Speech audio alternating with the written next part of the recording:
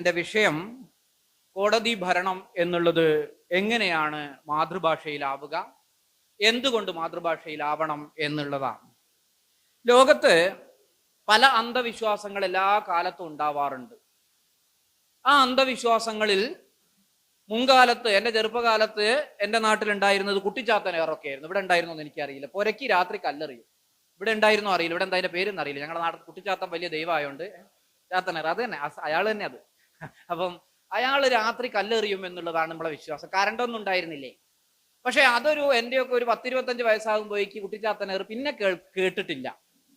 ഞാൻ ചെറുപ്പത്തിൽ വരവ് കുടുങ്ങായിരുന്നു. വരവ് കുടുങ്ങുക എന്ന് പറഞ്ഞു കഴിഞ്ഞാൽ അന്ന് ഈ കുണ്ടനയുടെ വഴികളാണ് ഞങ്ങളുടെ നാട്ടിലൊക്കെ ഉണ്ടാവുക, അല്ലെങ്കിൽ ഈ പറയുന്ന കുറ്റിക്കാടുകൾ നിറഞ്ഞ സ്ഥലമാണ്.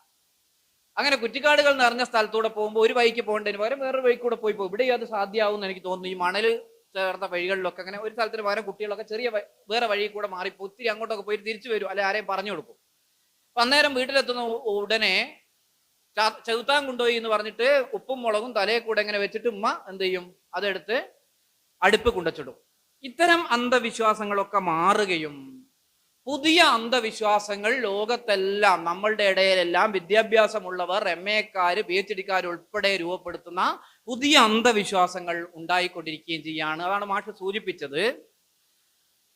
അപ്പം ആ അന്ധവിശ്വാസങ്ങളിൽ വളരെ പ്രധാനപ്പെട്ട ഒന്നാണ് മലയാളത്തിൽ ഇതൊന്നും സാധ്യമല്ല, അല്ലെങ്കിൽ മലയാളത്തിൽ എന്ന് പറയുന്നത്, മാതൃഭാഷയിൽ എന്ന് പറയുന്നത്, ലോകത്ത് ഇംഗ്ലീഷ് അല്ലാതെ ഇതൊന്നും ഇല്ല എന്നൊക്കെയുള്ള ചില വിശ്വാസങ്ങൾ. മറ്റൊന്നാണ് കേരളത്തിന് പുറത്തു പോയി പഠിച്ചാൽ ഗംഭീരാണ്. ഇനി കേരളത്തിന് പുറത്താ, ഇന്ത്യക്ക് പുറത്താന്ന് വെച്ചാൽ അതിഗംഭീരാണ്. നമുക്ക് യാതൊരു അനുഭവവും ഇല്ല അങ്ങനെ പോയി പഠിച്ചവർ ഗംഭീരമായതിൻ്റെയോ, അല്ലെങ്കിൽ അങ്ങനെ അവിടുത്തെ യൂണിവേഴ്സിറ്റികൾ ഗംഭീരമാണെന്നോ നമുക്കൊരു പഠനവുമില്ല, ഒന്നുമില്ല. എന്നാലും നമ്മുടെ നാട്ടിലെ കുട്ടികളും രക്ഷിതാക്കളും വിചാരിക്കുന്നത് ലക്ഷങ്ങൾ കൊടുത്ത്, കോടിക്കണക്കിന് പൈസ കൊടുത്ത് പോയാലും അമേരിക്കയിലാ പഠിക്കുന്നതെന്ന് പറഞ്ഞു കഴിഞ്ഞാൽ മതി. അന്തസ് മാത്രമല്ല, അതാണ് ശരി എന്നാണ് വിശ്വാസം. ഇതേ സാധനം തന്നെയാണ് മലയാളത്തിന്റെ കാര്യത്തിൽ, പഠനത്തിലാവട്ടെ, ഭരണത്തിലാവട്ടെ, കോടതിയിലാവട്ടെ സംഭവിക്കുന്നത് എന്നുള്ളതാണ് വളരെ പ്രധാനപ്പെട്ട ഒരു സംഗതി. ലോകത്തെല്ലാം മാറിക്കൊണ്ടിരിക്കുകയാണ്, അതിൽ സംശയമൊന്നുമില്ല. എല്ലാ കാലത്തും മാറുകയാണ്. ആ മാറ്റത്തിന്റെ ഭാഗമാണ് നമ്മൾ. ഏറ്റവും ആധുനികമായ സംഗതികൾ സാംശീകരിക്കുക എന്നുള്ളതാണ് മലയാളത്തിന് വേണ്ടി പ്രവർത്തിക്കുന്നത്, നമ്മളും ചെയ്തുകൊണ്ടിരിക്കുന്നത്. മാഷയുടെ കാര്യമൊക്കെ പറഞ്ഞു. എല്ലാ കാലത്തും അങ്ങനെ തന്നെയാണ്. അപ്പൊ ഭരണത്തിന്റെയും കോടതിയുടെയും കാര്യങ്ങൾ പറയുമ്പോൾ ജനാധിപത്യത്തിന്റെ വളരെ പ്രധാനപ്പെട്ട 3 തൂണുകളിൽ, ഏറ്റവും പ്രധാനപ്പെട്ട 3 തൂണുകളിൽ 2 എണ്ണമാണ്. ഒന്ന് ഭരണം, മറ്റൊന്ന് കോടതി എന്ന് പറയുന്നത്. ഈ 2 സംഗതികളും ആധുനിക സമൂഹത്തിന് സംഭാവന ചെയ്യുന്നത് അടിസ്ഥാനപരമായി ഈ ജനാധിപത്യത്തിലെ ഈ സങ്കല്പങ്ങളെ തന്നെ കൂട്ടിയോജിപ്പിക്കുന്നത് അടിസ്ഥാനപരമായി അവരവരുടെ മാതൃഭാഷയാണ്, ഭാഷയാണ് എന്നുള്ളതാണ് സത്യം.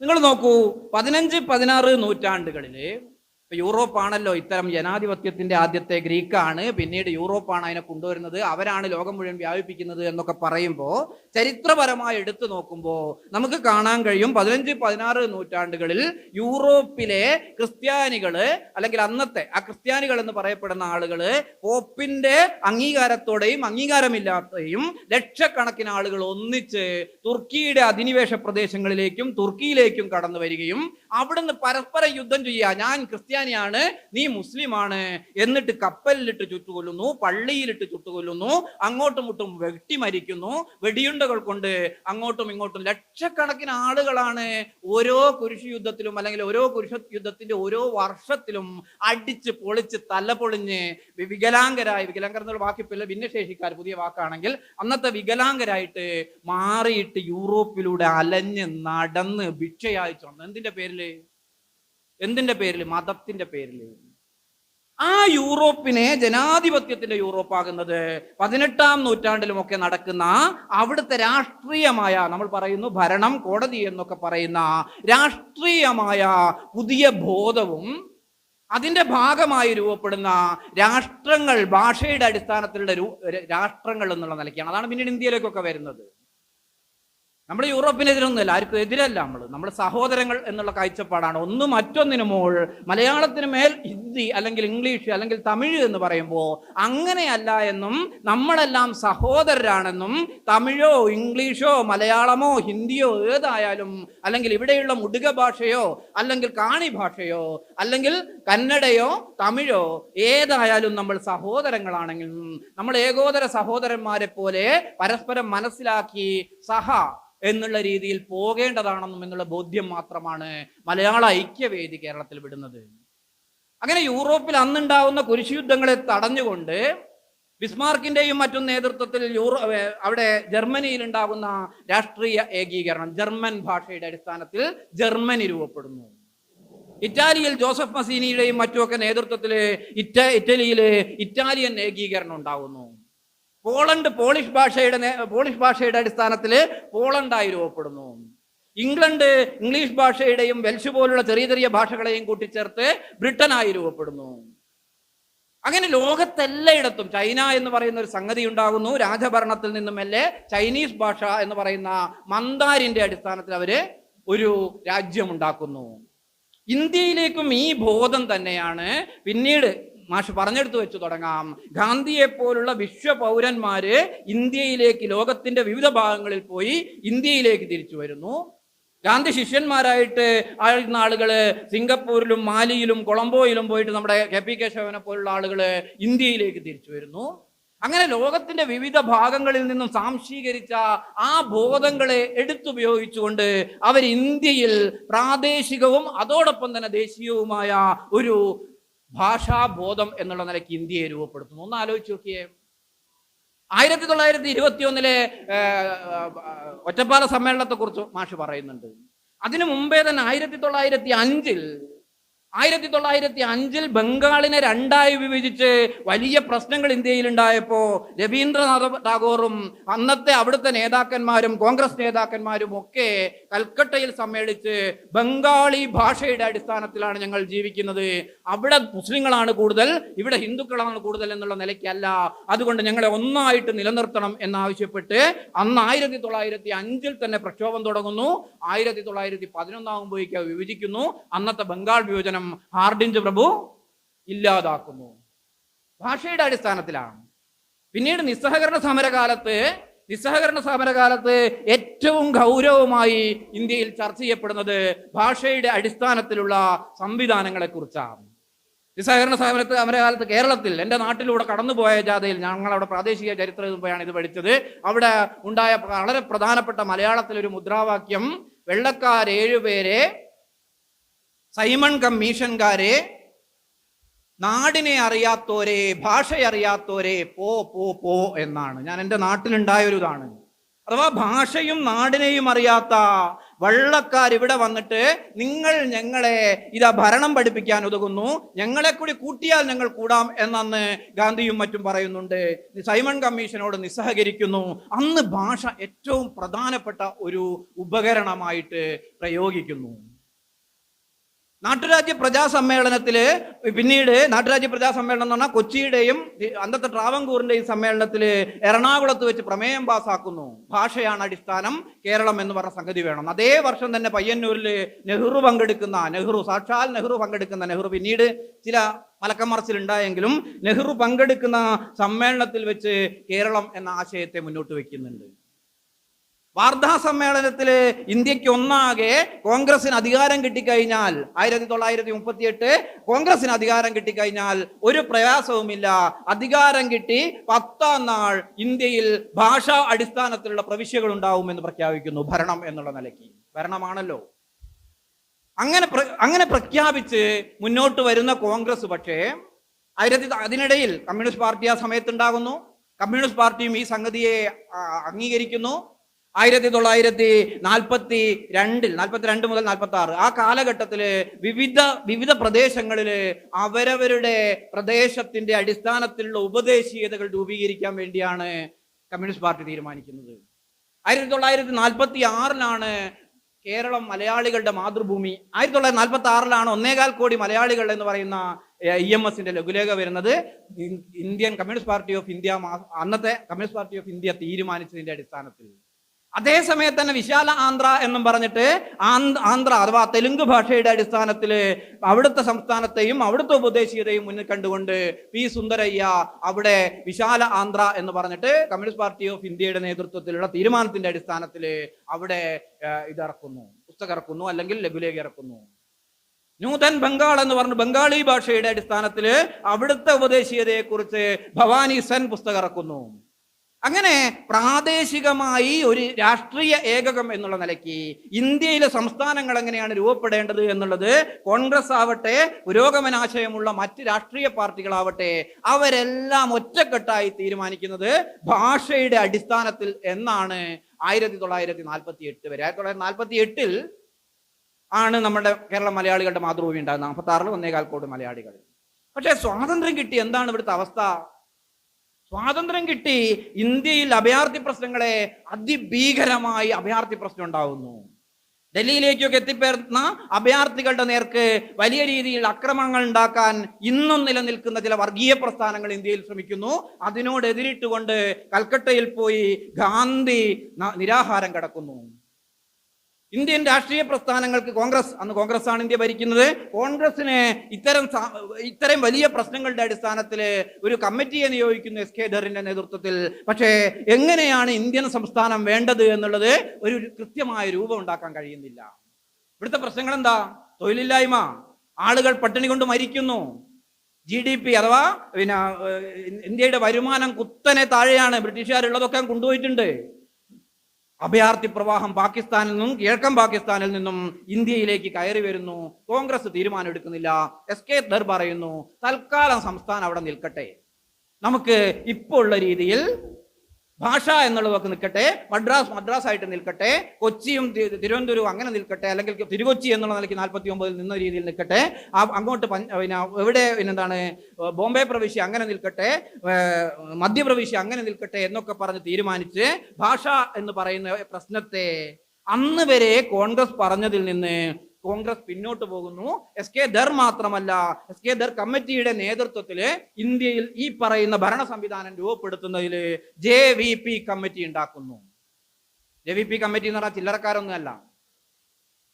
എന്ന് പറഞ്ഞാൽ ജവഹർലാൽ നെഹ്റു, ഇന്ത്യയുടെ ആദ്യത്തെ പ്രധാനമന്ത്രി, അതോടൊപ്പം തന്നെ നേരത്തെ എല്ലാ കാലത്തും ഇന്ത്യക്ക് ധിഷണ നൽകിയ ആ മനുഷ്യൻ. V എന്ന് പറഞ്ഞാൽ വല്ലഭായ് പട്ടേൽ, P എന്ന് പറഞ്ഞാൽ പട്ടാഭി സീതാരാമയ്യ, അന്നത്തെ കോൺഗ്രസിന്റെ പ്രസിഡന്റ്. 3 പേരും കൂടി ഈ ധറിന്റെ കമ്മീഷൻ റിപ്പോർട്ട് കൃത്യമായി പരിശോധിച്ചിട്ട് അവരും തീരുമാനിക്കുന്നു ഇല്ല, നഹി എന്ന് പറഞ്ഞാൽ നഹി, ഓടാ ഹേ എന്നുള്ള അവസ്ഥയായി. മറ്റേ പഞ്ചാബി ഹൗസിൽ നമ്മുടെ ഇയാൾ പറയുന്ന പോലെ അങ്ങനെ പ്രശ്നമായി. ഇന്ത്യയിലെ വിവിധ പാർട്ടിക്കാർ മാത്രമല്ല കോൺഗ്രസ്സുകാർ തിരിഞ്ഞു. 1952 ഒക്ടോബർ 19 മുതൽ 1952 ഡിസംബർ 16 വരെ മദ്രാസ് ഹൗസിൽ നമ്മുടെ പോട്ടി ശ്രീരാമലു എന്ന് പറയുന്ന ഗാന്ധിയൻ പറയാണ്, അദ്ദേഹം പറഞ്ഞു, അദ്ദേഹം മാത്രമല്ല അദ്ദേഹത്തിന്റെ കൂടെ ആയിരക്കണക്കിന് ആളുകൾ, അദ്ദേഹം നിരാഹാരം അനുഷ്ഠിക്കാൻ ആരംഭിക്കുന്നു 1952 ഒക്ടോബർ 19. അങ്ങനെ മദ്രാസ് ഹൗസിൽ അദ്ദേഹം തെലുങ്ക് സംസ്ഥാനത്തിന് വേണ്ടി, ആന്ധ്രയ്ക്ക് വേണ്ടി 52 നിരാഹാരം, ആ നിരാഹാരം തുടരുന്നു. നിരാഹാരം രാജാജി വഴി നെഹ്റുവിന്റെ അടുത്തെത്തുന്നു. നെഹ്റു പറയുന്നു ആരെല്ലാമോ എവിടെയെല്ലാമോ, ഇത് വിക്കിപീഡിയയിലുള്ളതാണ്, കൃത്യമായിട്ട് എനിക്കറിയില്ല, ആരെല്ലാമോ എവിടെയെല്ലാമോ നിരാഹാരം നടത്തുന്നുണ്ട്. പക്ഷെ ഇന്ത്യയിലെ ഇന്നത്തെ അവസ്ഥ വെച്ച് ഭാഷാ അടിസ്ഥാനത്തിലുള്ള സംസ്ഥാനം രൂപീകരിക്കാൻ കഴിയില്ല എന്ന് പ്രഖ്യാപിക്കുന്നു. പക്ഷേ ആ ഗാന്ധിയൻ വിട്ടുകൊടുത്തില്ല. സ്വതന്ത്ര ഇന്ത്യയിലെ നിരാഹാരം അനുഷ്ഠിച്ച് മരിച്ച ഏക മനുഷ്യൻ. സ്വതന്ത്ര ഇന്ത്യയിൽ മാത്രമല്ല, അതിനു മുമ്പ് ജതിൻദാസ് എന്ന് പറയുന്ന പഞ്ചാബിൽ നിന്ന് ഒരാൾ മരിച്ചിട്ടുണ്ട്. പക്ഷെ അതിനുശേഷം നിരാഹാരം അനുഷ്ഠിച്ച് 56 ദിവസം നിരാഹാരം അനുഷ്ഠിച്ച് ഡിസംബർ 15 പൊട്ടി ശ്രീരാമലു മരിക്കുന്നു. അപ്പോഴേക്കും ഭാഷാ സമരം ജനകീയ സമരമായി പല മേഖലയിൽ നിന്ന് ഉയർന്നു വന്ന് പല പാർട്ടിക്കാരേറ്റെടുത്ത് പല തരത്തിലുള്ള ഇടപെടലുകൾ നടത്തി. നമ്മൾ അന്ന് 2019 PSCയുടെ മുമ്പിൽ സമരം നടത്തിയത്, അപ്പോൾ പലരും പല ഭാഗത്തു നിന്ന് സമരം ഏറ്റെടുത്തതുപോലെ ഇന്ത്യയാകെ, പ്രത്യേകിച്ച് ദക്ഷിണേന്ത്യയാകെ വലിയ പ്രശ്നങ്ങളിലേക്ക് പോയി. ആ വർഷം 1952 ആ വർഷം തന്നെയാണ് MT ബാവ നമ്മളുടെ ഇന്ത്യൻ രാജ്യസഭയിൽ മലയാളത്തിൽ പ്രസംഗിക്കുന്നത്. ഈ ഊർജ്ജം ഉണ്ടാവും അന്ന്, ആ സമരത്തിന്റെ ഊർജ്ജം. ഇവിടെ മാത്രമല്ല, ആ കാലഘട്ടത്തിൽ 1952 തന്നെയാണ് ബംഗ്ലാദേശ് കിഴക്കൻ പാകിസ്ഥാനാണെന്ന്. കിഴക്കൻ പാകിസ്ഥാനിൽ ഉറുദു മാത്രം എന്നുള്ള പ്രഖ്യാപനം, ഖാജ നാസിമുദ്ദീന്റെയും അതുപോലെ തന്നെ മുഹമ്മദ് അലി ജിന്നയുടെയും പ്രഖ്യാപനത്തിനെതിരെ അവിടുത്തെ ബംഗാളി പഠിച്ച വിദ്യാർത്ഥികളൊന്നുമല്ല. അവിടുത്തെ മെഡിക്കൽ വിദ്യാർത്ഥികൾ, ധാക്ക മെഡിക്കൽ കോളേജിലെ വിദ്യാർത്ഥികൾ സമരത്തിനിറങ്ങുകയും ദിവസങ്ങളോളം സമരം ചെയ്ത് അവസാനം ധാക്കയിലെ നിയമസഭയിലേക്ക് മാർച്ച് പ്രഖ്യാപിക്കുന്നു. ഫെബ്രുവരി 14 തീയതി, ഫെബ്രുവരി 21 തീയതി. അങ്ങനെ ഫെബ്രുവരി 21 അവരുടെ മാർച്ചിനെ നേരിടാൻ പാകിസ്ഥാനിൽ നിന്ന് പട്ടാളം ഇറങ്ങുന്നു. ആ പട്ടാളക്കാരുടെ വെടിയേറ്റ് മെഡിക്കൽ വിദ്യാർത്ഥികളായ 7ഓളം ആളുകൾ അവിടെ മരിച്ചു വീകുന്നു 1982. എളുപ്പമല്ല. ഭാഷയാണ് ജനാധിപത്യത്തെ രൂപീകരിക്കുന്നത്. അത് ജർമ്മനിയെയും ഇറ്റലിയെയും പോളണ്ടിനെയും ഇംഗ്ലണ്ടിനെയും അമേരിക്കയെയും മാത്രമല്ല, ഇന്ത്യയെയും ഇന്ത്യൻ ജനാധിപത്യത്തെയും ബംഗ്ലാദേശിനെയും. ബംഗ്ലാദേശ് ഒരു ജനാധിപത്യ രാജ്യമായിരുന്നു. അടുത്ത കാലം വരെ മതേതരത്വത്തെ ഉറച്ചു നിന്നായിരുന്നു. ഇപ്പോഴും മതേതരത്വം ഉണ്ട്, പക്ഷേ ചെറിയ പ്രശ്നങ്ങൾ കഴിഞ്ഞ വർഷങ്ങളിൽ ഉണ്ടായിട്ടുണ്ടെങ്കിലും ആ ബംഗ്ലാദേശിന്റെ ജനാധിപത്യത്തിന്റെ അടിത്തറയും ബംഗാളി ഭാഷയ്ക്ക് വേണ്ടിയുള്ള ആ മെഡിക്കൽ വിദ്യാർത്ഥികളുടെ, അതോടൊപ്പം തന്നെ അവരോടൊപ്പം ചേർന്ന ആയിരക്കണക്കിന് ആളുകളുടെ സമരമായിരുന്നു. അതാണ് പിന്നീട് മുജീബ് റഹ്മാന്റെ സമരമായി മാറുന്നതും 75 ബംഗ്ലാദേശ് എന്ന് പറഞ്ഞ രാജ്യം ബംഗാളി ഭാഷയുടെ അടിസ്ഥാനത്തിൽ രൂപപ്പെടുന്നതും നമുക്കറിയാവുന്ന ഇതൊക്കെ. അപ്പൊ ഞാൻ പറഞ്ഞു വന്നത്, ഭരണം എന്ന് പറയുന്നത് എങ്ങനെയായിരിക്കണം, കോടതി എന്ന് പറയുന്നത് എങ്ങനെയായിരിക്കണം എന്ന ചോദ്യത്തിന് ആധുനിക ജനാധിപത്യത്തിന്റെ മനുഷ്യനെ ഒന്നിച്ചു ചേർത്തുള്ള കുരിശുദ്ധ കാലത്ത് മുസ്ലിം ക്രിസ്ത്യൻ എന്ന് പറഞ്ഞു എന്നതുപോലെ ലോകത്തിന്റെ വിവിധ ഭാഗങ്ങളിൽ മനുഷ്യൻ മതത്തിന്റെ അടിസ്ഥാനത്തിലും ജാതിയുടെ അടിസ്ഥാനത്തിലും അടികൂടിയതുപോലെ അതിൽ നിന്ന് മനുഷ്യനെ വിമോചിപ്പിച്ച സംഗതി എന്ന് പറയുന്നത് ആധുനിക ലോകത്ത് അവരവരുടെ മാതൃഭാഷയായിരുന്നു എന്നുള്ളതാണ്. ആ മാതൃഭാഷയോടൊപ്പം തന്നെ ഇപ്പൊ ഇറ്റാലിയൻ ഏകീകരണത്തിന്റെ സമയത്ത് ജോസഫ് മസീനി പറയുന്നുണ്ട്, മറ്റുള്ളവരുടെ ഭാഷകളും ഇവിടെ ഉണ്ടാവാം, പക്ഷെ ഇപ്പോൾ നമ്മൾ ഇറ്റലിക്ക് വേണ്ടി പോരാടുകയാണ്, നിങ്ങളുടെ ഭാഷ നിലനിർത്തിക്കൊണ്ട് തന്നെ നമുക്ക് ഒന്നിച്ച് പോരാടാം എന്ന് സിസിലിയിൽ ജോസഫ് മസീനി പ്രഖ്യാപിക്കുന്നുണ്ട്. ഇഗ്നോദിയോ ബുത്തീത്ത പിന്നീട് കവിത എഴുതുന്നുണ്ട് മാതൃഭാഷയെക്കുറിച്ച്. ഒരു ജനതയെ വിലങ്ങിടുക, ഒരു ജനതയെ വിലങ്ങിടുക. സിസിലിയൻ കവിയാണ് ഇഗ്നോദിയോ ബുത്തീത്ത. ഒരു ജനതയെ വിലങ്ങിടുക, അവരെ നഗ്നരാക്കുക, എങ്കിലും അവർ സ്വതന്ത്രരാണ്. ഒരു ജനതയെ വിലങ്ങിടുക, അവരെ നഗ്നരാക്കുക, എങ്കിലും അവർ സ്വതന്ത്രരാണ്. അവരുടെ പാസ്പോർട്ട് പിടിച്ചു വയ്ക്കുക, അവരുടെ ജോലി ഇല്ലാതാക്കുക, അവരുടെ തീന്മേശയും ഉറങ്ങുന്ന കിടക്കയും എടുത്തു മാറ്റുക, അപഹരിക്കുക, എങ്കിലും അവർ സമ്പന്നരാണ്. അവരുടെ തീന്മേശയും ഉറങ്ങുന്ന കിടക്കയും അപഹരിക്കുക, അവരുടെ പാസ്പോർട്ട് പിടിച്ചു വയ്ക്കുക, അവരുടെ ജോലി ഇല്ലാതാക്കുക, എങ്കിലും അവർ സമ്പന്നരാണ്. പക്ഷേ അവർക്ക് അവരുടെ പൂർവികർ നൽകിയ ഭാഷയെ അപഹരിക്കുക, അവർക്ക് അവരുടെ പൂർവികർ നൽകിയ ഭാഷയെ അപഹരിക്കുക, അവർ ദരിദ്രരും അടിമകളുമായി മാറുന്നു. ഈ കവിത സിസിലി ഭാഷയിൽ പിന്നീട് ഇംഗ്ലീഷിലേക്ക് വന്നു. ആ സിസിലി ഭാഷയിൽ ഇഗ്നോദിയോ ബുത്തീത്ത എഴുതുന്നത് ഈ പറഞ്ഞ ഇറ്റാലിയൻ ഏകീകരണ കാലത്തും സിസിലിയിലെ ചെറിയ ഭാഷയായ സിസിലിയൻ ഭാഷ അവർക്ക് ഉറപ്പിച്ചു നിർത്താൻ കഴിയുന്നതിന്റെ ബാക്കി പത്രമാണ്. ഒരു ഭാഷയുടെ പേരിൽ തന്നെ രാഷ്ട്രമുണ്ടാവുന്നു, മറ്റു ഭാഷകളെ ഉപദേശീയതകളെ കൂടി അവർ അംഗീകരിക്കുന്നു. ഇന്ത്യയും അതുപോലെ തന്നെ ഈ പറഞ്ഞ രീതിയിൽ ഈ പോട്ടി ശ്രീരാമലയുടെ സമരം, അതോടൊപ്പം ഇന്ത്യയുടെ വിവിധ ഭാഗത്ത് ഗാന്ധിയന്മാരും കമ്മ്യൂണിസ്റ്റുകാരും ഒക്കെ നടത്തിയ സമരം, ഈ സമരത്തിന്റെ ഭാഗമായിട്ടാണ് 1953 ആദ്യം ആന്ധ്ര എന്ന് പറഞ്ഞ സംസ്ഥാനം, പിന്നീട് ആന്ധ്രയെ രണ്ടാക്കി അടുത്ത കാലത്ത് വിഭജിച്ചു, അതൊക്കെ വേറെ കാര്യം.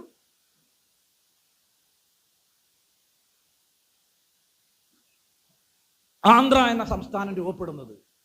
ആന്ധ്ര രൂപപ്പെടുന്നതിനെ തുടർന്ന് പിന്നീട് ഇന്ത്യയുടെ ഭരണം, രാഷ്ട്രീയമായ അതിൻ്റെ രൂപീകരണം എന്നുള്ള നിലയ്ക്ക് ഫാസൽ അലി കമ്മീഷൻ വരുന്നു. ഫാസൽ അലി കമ്മീഷനെ അന്നത്തെ ജവഹർലാൽ നെഹ്റു ഗവൺമെന്റ് വെക്കുന്നു. ഫാസൽ അലി കമ്മീഷനിൽ ഒരു മലയാളി ഉണ്ടായിരുന്നു, സർക്കാർ KM പണിക്കർ, HM കുണ്ട്രു ഉണ്ടായിരുന്നു. കൂടാതെ അങ്ങനെ ഇവർ 3 പേരും കൂടിയും കാര്യങ്ങൾ പഠിക്കുന്നു.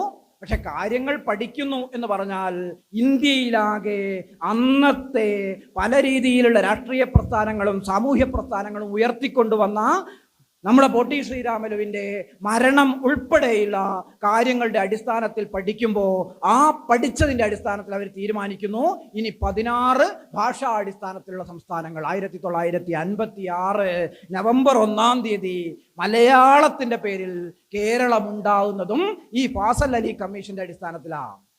നമ്മൾ ചെറിയ സമരമൊക്കെ നടത്തിയിട്ടുണ്ട്. ഐക്യകേരള പ്രസ്ഥാനം എന്ന് പറയുന്ന ഇനി കൊച്ചിയിലെ രാജാവും അതോടൊപ്പം തന്നെ കോൺഗ്രസും കമ്മ്യൂണിസ്റ്റ് പാർട്ടിയും ഒക്കെ അതിൻ്റെ കൂടെ നിന്നുകൊണ്ട് ഐക്യ കേരളം എന്നുള്ള പ്രമേയമൊക്കെ ഉണ്ടാക്കിയിട്ടുണ്ടെങ്കിലും അതിനുവേണ്ടി സമരവും ത്യാഗവും സഹിച്ചത്, അതിനുവേണ്ടി നിരാഹാരം കടന്ന് മരിച്ചത് തെലുങ്ക് ആന്ധ്രക്കാരനായ തെലുങ്കനായ OT ശ്രീരാമലു ആയിരുന്നു. ഇവിടെ നിന്നാണ് പിന്നീട് നമ്മളുടെ ഭാഷ ഏതായിരിക്കണം എന്ന് വരുന്നത്. 50 തന്നെ നമ്മുടെ ഭരണഘടന വരുന്നു.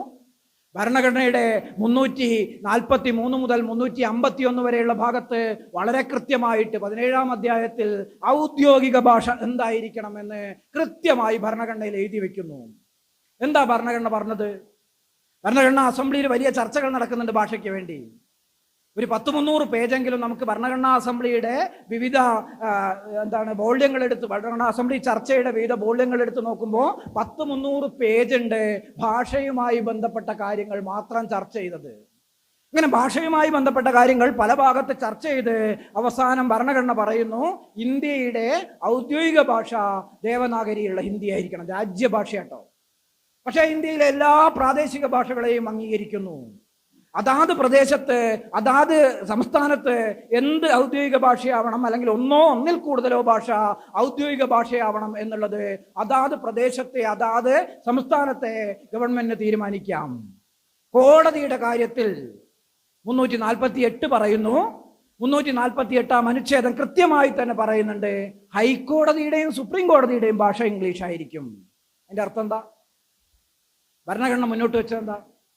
ഹൈക്കോടതി സുപ്രീം കോടതി, കേരളത്തിൽ ഹൈക്കോടതിക്ക് താഴെ 493 കോടതികളുണ്ട് കേരളത്തിൽ. കഴിഞ്ഞ വർഷത്തെ കണക്കനുസരിച്ച് 493 കോടതികളിലും നമ്മുടെ ഗ്രാമക്കോടതി ആവട്ടെ, അതിനു മേലെയുള്ള മജിസ്ട്രേറ്റ് കോടതിയോ മുനിസിപ്പൽ കോടതിയോ ആവട്ടെ, അതിനു മേലെയുള്ള ഫാമിലി കോർട്ട് ഉൾപ്പെടെയുള്ള ജില്ലാ കോടതികളാവട്ടെ, അതോടൊപ്പമുള്ള വിവിധ ജുവനൈൽ ജസ്റ്റിസ് സംവിധാനം ഉൾപ്പെടെയുള്ള ജസ്റ്റിസ് സംവിധാനങ്ങളാവട്ടെ, ഇതിൻ്റെ എല്ലാം ഭാഷ നമ്മുടെ ഭരണഘടനയുടെ 348 ഒന്ന് കൃത്യമായി വായിച്ചാൽ നമുക്ക് മനസ്സിലാവും അത് അതാത് പ്രദേശത്തെ മനുഷ്യന് മനസ്സിലാകുന്ന ഭാഷയായിരിക്കണം.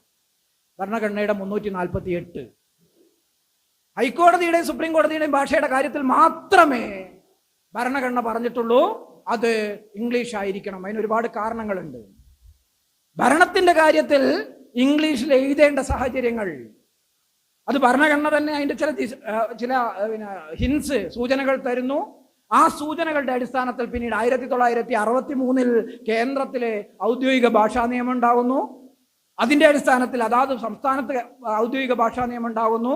കേരളത്തിൽ 69 ഉണ്ടാകുന്നു. 73 ചെറിയ മാറ്റം വരുത്തുന്നു. അതിനിടയിൽ കേരളത്തിൽ ഒന്നാമത്തെ ഗവൺമെന്റ് 1957 വരുന്നു. 1957 കേരളത്തിലെ ഗവൺമെന്റ് വന്നു. ആദ്യ ദിവസം മെയ് 5-ാം തീയതി അന്ന് വൈകുന്നേരം അന്നത്തെ മുഖ്യമന്ത്രിയായിരുന്ന EMS പ്രഖ്യാപിക്കുന്നു കേരളത്തിന്റെ നിയമസഭയുടെയും കേരളത്തിന്റെ സെക്രട്ടേറിയറ്റിന്റെയും ഭരണ നടപടികൾ അടക്കമുള്ള നടപടിക്രമങ്ങളും, കേരളത്തിന്റെ സെക്രട്ടേറിയറ്റിന്റെയും കേരളത്തിന്റെ നിയമസഭയുടെയും ഭരണ നടപടിക്രമങ്ങൾ അടക്കമുള്ള നടപടിക്രമങ്ങളും കേരളത്തിലെ സർവകലാശാലയുടെ ഭരണഭാഷയും കേരളത്തിലെ സർവകലാശാലയുടെ പഠനഭാഷയും മലയാളമായിരിക്കും എന്നുള്ളതാണ് ഈ സർക്കാരിന്റെ നയം 1957. എന്നാൽ ഇതിൽ ചില പ്രായോഗിക പ്രശ്നങ്ങളുണ്ട് എന്ന് അന്നത്തെ ബ്രിട്ടീഷുകാർ നേരിട്ട് ഭരിച്ച സ്ഥലമല്ല. കൊച്ചിയും തിരുവിതാംകൂറും മലബാർ നേരിട്ട് ഭരിച്ച സ്ഥലമാണ്. ഇതിൻ്റെ ചില പ്രശ്നങ്ങളുണ്ട്. അതോടൊപ്പം തന്നെ നേരിട്ട് ഭരിച്ച സ്ഥലം അല്ലെങ്കിലും അവിടെ കുറേയൊക്കെ ഇംഗ്ലീഷ് ആയിരുന്നു. ഇത്തരം ചില പ്രശ്നങ്ങളെ മനസ്സിലാക്കിക്കൊണ്ട് ഇതിനെ പ്രായോഗികമായി സമീപിക്കാൻ കോമാട്ടിൽ അച്യുതമേനോൻ കമ്മിറ്റി 1957 ഉണ്ടാവുന്നു. 7 അംഗങ്ങളുള്ള കമ്മിറ്റി. ആ കമ്മിറ്റി കാര്യങ്ങൾ പരിശോധിക്കുന്നു. അവർ പറയുന്നു ജനങ്ങളുടെ ഭാഷയിൽ ഭരണം നടത്തണമെങ്കിൽ, ജനങ്ങൾക്ക് വേണ്ടി ജനങ്ങളുടെ ഭാഷയിൽ ഭരണം നടത്തണമെങ്കിൽ അത് മലയാളമാവാതെ തരമില്ല എന്ന് കൃത്യം ആയിട്ട് യാതൊരു തരത്തിലും അതിൽ അവർക്ക് യാതൊരു ശങ്കയുണ്ടായിരുന്നില്ല, ഒരാശങ്കയില്ലാതെ പ്രഖ്യാപിച്ചു ആയിരിക്കണം എന്ന് പറഞ്ഞ് 58 റിപ്പോർട്ട് കൊടുക്കുന്നു. ആ കോമാട്ടിൽ അച്യുതമേനോൻ കമ്മിറ്റി റിപ്പോർട്ട് ഇപ്പോഴും പൂർണ്ണമായി നമ്മൾ നടപ്പാക്കിയിട്ടില്ല. 1958 ആ കാലഘട്ടത്തിൽ കോളനീകരണം കഴിഞ്ഞ് അപകോളനീകരണം എന്നുള്ളൊരു ബോധം അന്നത്തെ രാഷ്ട്രീയ പ്രസ്ഥാനങ്ങളിലും സാമൂഹ്യ പ്രസ്ഥാനങ്ങളിലും അതോടൊപ്പം തന്നെ അന്നത്തെ എല്ലാ പൊതുജനങ്ങളിലും ഉണ്ടായിരുന്നത് കൊണ്ട് ഭാഷ എന്ന് പറയുന്നത് അതാത് പ്രദേശത്തെ ജനങ്ങളുടെ ഭാഷയിലായിരിക്കണം ജനാധിപത്യം പുലരേണ്ടത് എന്നുള്ളൊരു ബോധ്യമുള്ളത് കൊണ്ട് ആ ജനാധിപത്യത്തിനുള്ള വേണ്ടിയുള്ള വാദം തന്നെയായിരുന്നു മാതൃഭാഷയ്ക്ക് വേണ്ടിയുള്ള വാദം. ആ വാദം പിന്നീട് 58-ലെ കോമാട്ടിൽ അച്യുതമേനോൻ കമ്മിറ്റി അത് നടപ്പാവാതെ വന്നപ്പോൾ 1965-ൽ നമ്മുടെ മലയാറ്റൂർ രാമകൃഷ്ണന്റെ സ്പെഷ്യൽ കമ്മീഷൻ, പിന്നീട് 77-ലെ 5 വർഷം കൊണ്ട് നടപ്പാകുമെന്നുള്ള പ്രഖ്യാപനം, ആ പ്രഖ്യാപനത്തെ തുടർന്ന് 78 മുതൽ 82 വരെ 5 വർഷത്തെ പ്രവർത്തന പരിപാടി AK ആന്റണി പ്രഖ്യാപിക്കുന്നു. പക്ഷേ ഭരണഭാഷയിൽ വലിയ മാറ്റമൊന്നും ഉണ്ടായില്ല. നേരത്തെ നെടുവേലിയുടെയും നമ്മുടെ ലോനപ്പൻ നമ്മാടന്റെ ഒക്കെ പേര് മാഷ് പറഞ്ഞു. 1983 മാർച്ചിൽ ഭരണഭാഷ ഇനിയും മലയാളമാകുന്നില്ലെങ്കിൽ കേരളം കത്തും എന്ന് പറഞ്ഞുകൊണ്ട് അന്നത്തെ ഒരു ബില്ല്, ഇംഗ്ലീഷിലുള്ള ഒരു ബില്ല് നിയമസഭയിൽ വെച്ച് തീക്കൊടുത്ത് ലോനപ്പൻ നമ്പാടൻ കത്തിക്കുന്നു.